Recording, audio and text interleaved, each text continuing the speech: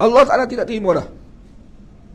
Jadi nak menerima kebenaran ini adalah sebelum berlaku kematian.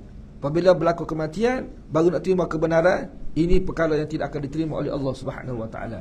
Jadi orang kafir sekarang ni kan, dan semua manusia-manusia yang tak mahu menerima ajaran Allah Subhanahu Wa Ta'ala, satu masa nanti bila mereka mati, ketika itu mereka akan menyedari agama yang sebenar yang patut dianuti oleh mereka. Sebab itulah Allah Ta'ala cerita dalam Quran, mereka nak kembali semula ke dunia.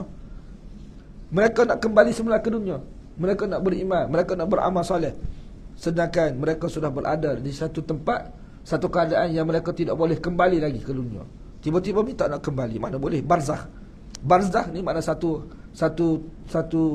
tempat lah kita kata, satu tempat, satu keadaan kan, yang terhalang manusia tu dengan kehidupan dunia dia. Kan? Macam kita sekarang ni kita berada di alam dunia. Satu masa nanti bila kita mati, kita berada di alam barzakh. Jadi bila kita berada di alam barzakh, kita nak kembali semula ke dunia. Sudah tidak boleh dah.